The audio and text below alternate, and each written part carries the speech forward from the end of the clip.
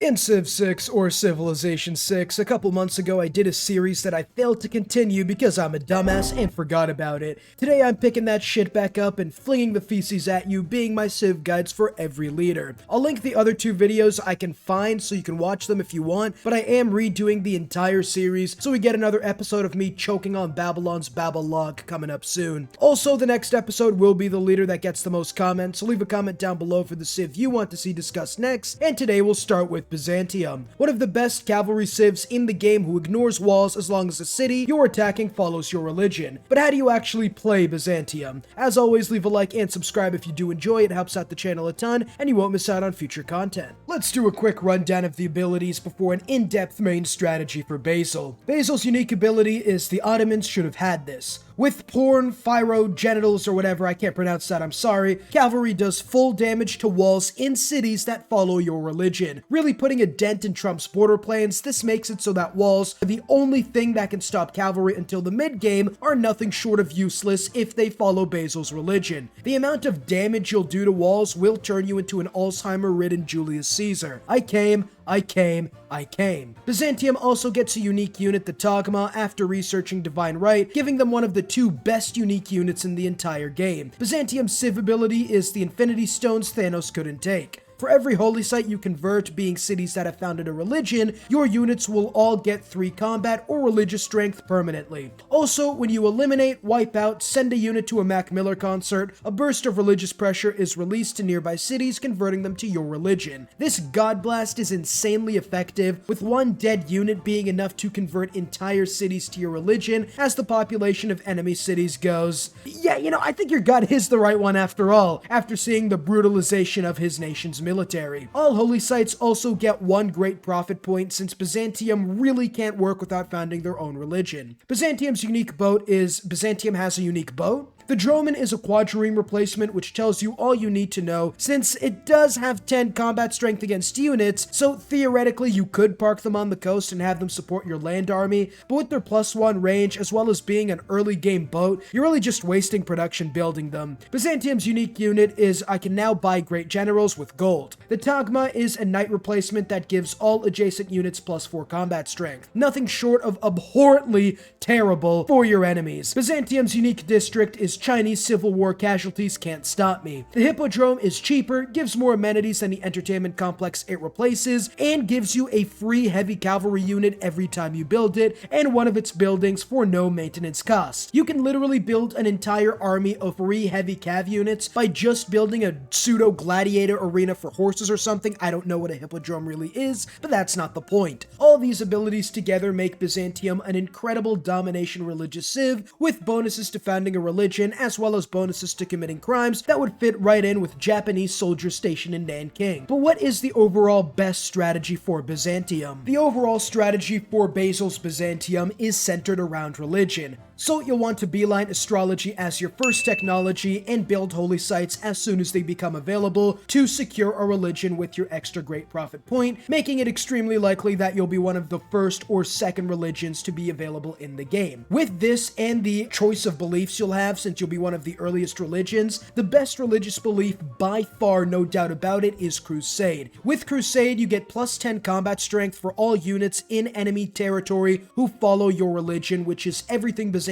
wants, and this is the only religious belief you really need, turning your conquests from Weenie Hut to Weenie Hut Juniors. It'll be one of the easiest goddamn games you'll ever play because 10 combat strength is essentially 1 era ahead of units. So if you have swordsmen, you pretty much have man-at-arms. If you have man-at-arms, you have musketmen. Afterwards, you'll want to get horseback riding and build an army of horsemen to go for an early war. At the very worst, you end up spreading your religion far and wide by eliminating enemy units in preparation for a Togma rush. But with the ability to dodge walls, you'll almost assuredly be able to eliminate a single civ at the very least. Afterwards, you want to get your culture game up and get that Togma by getting Divine Right after getting the entertainment complexes, as you'll need them for your hippodromes. At this point, you want to time your hippodromes to be built the turn you research Togmas so that you can immediately get an army of 7 to 8 of the most advanced cavalry units the world has seen to this point, and with that, immediately build a unique unit that can wipe out the rest of the world with 10 combat strength from Crusade, at least 6 from Taxis if you have your own holy site, as well as another holy site converted, and the most advanced unit in the game at that point. If you need to keep going though, just keep timing your Hippodrome buildings to the most advanced future heavy cavalry unit, like cuirassiers, tanks, etc., to get those units for free and another push. If you get to a civ like Rome, maybe, who's got 40 cities, twice your military strength, and a bigger dick than yours in lieu of being a civlifer subscriber, whereas you made the mistake of waiting, then the best bet you have is to switch to a religious victory. With about 3 holy sites, including your own converted, your religious units get 9 combat strength, making them a lot stronger than usual, especially with theology giving you a huge edge in religious combat. These two divergent paths make Byzantium one of the best domination religious hybrids in the game, and as long as you don't have to deal with the Ottomans, it should be one of the easier domination or religious games you've ever played.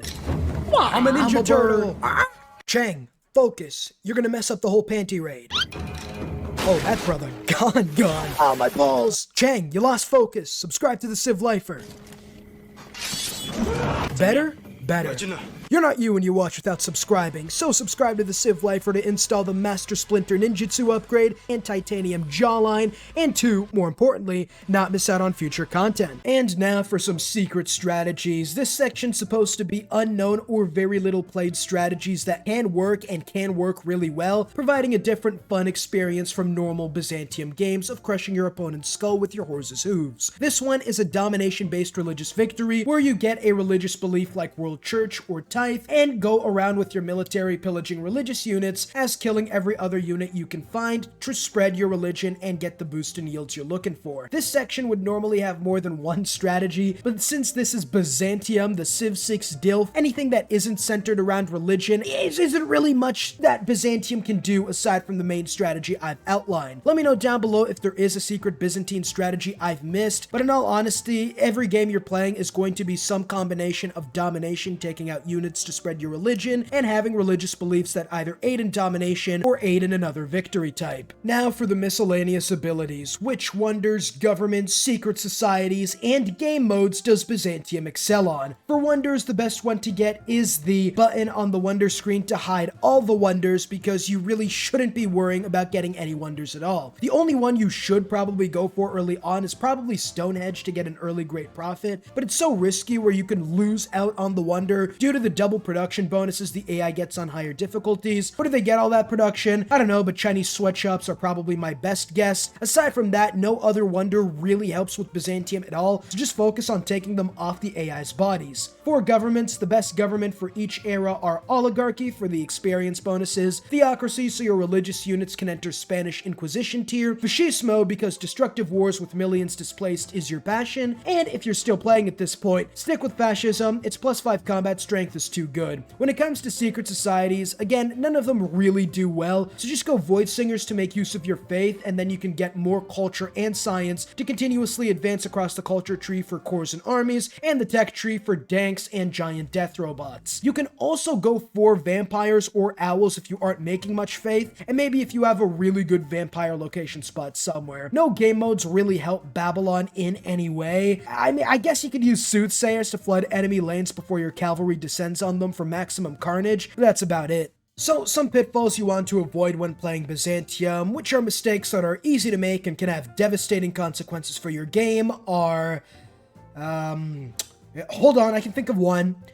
The only pitfall I can really think of is to not build infantry, since cavalry will do the job for you. As Byzantium, there's zero reason to build anything other than full Mongol horde mode, with your army consisting of cavalry, and more cavalry, taking cities by converting their cities to your religion, and then ignoring their walls. The second pitfall is to make sure you don't build hippodromes until Tagmas, the first real good heavy cavalry unit you can use, since chariots are about as good in this game as spearmen, whose entire class pales in comparison, meaning nothing can really stop heavy cavalry, especially if you can get them out in force at an advanced state like Byzantium, and Hippo Chops can. Not to mention the Tagmas also give you great general points, so again, there really is no reason to build anything other than heavy cavalry, and by heavy cavalry, I mean everything after chariots, since those guys absolutely suck. Before then, you do want to go for a horseman rush. Another pitfall, the final one, is not getting a religion immediately. Everything is centered around religion for Byzantium, and if you decide to take a detour to Irrigation Trail or Ironworking Avenue, then you might miss out on a religion and have less going for you than the average Georgia game. Essentially, you want to beeline religion immediately, get one as fast as possible to not only secure Crusade, which is essential, but to also get any other religious beliefs you might want depending on your game, and to more importantly, actually get a religion in general. And now, how to counter and beat Byzantium.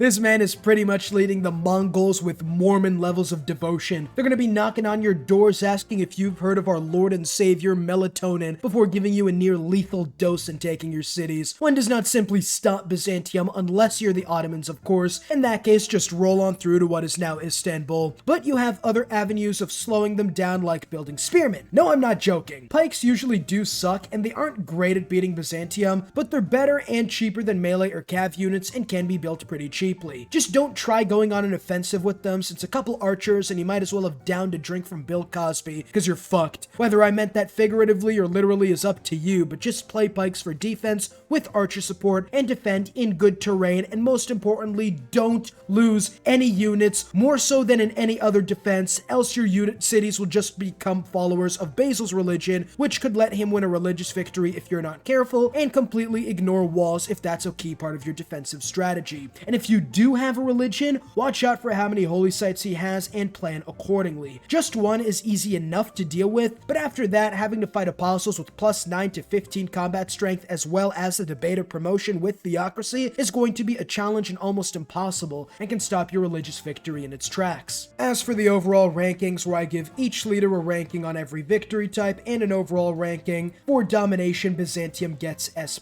tier. He might as well put on some leather and walk around with a whip. His domination is just out of this world. It's fantastic. His technique is smooth, beautiful, and it's just one of the best, if not the best, domination civs in the game. For science, the Byzantines get a C tier. Really nothing in the way of science. However, you can go for the cross-culture dialogue belief, giving you a religious science game, but it still isn't optimal. For culture, he also gets a C for the exact same reason, except this time it's World Church being the religious belief, and again, not optimal but still serviceable. For religious, he gets S+ tier again. Just the fact that he could murder someone and have everyone within conquering distance start worshipping the pantheon of big titty mommy milkers is good enough, but getting religious combat strength for converting holy sites is also incredible. The ease in which he founds a religion is an automatic S+ tier for Basil. And Diplo, another C, except this time it's pagodas being what you're going for religiously. Finally, the overall ranking is S+ tier, one of the best civs in the game, and the ease of conquest as well as 2 optimal victory types leaves him as one of the best civs in the game, and in my opinion, the second overall best. Let me know down below who you want to see next, and subscribe if you did enjoy before clicking this video in the top right corner for more content. Peace.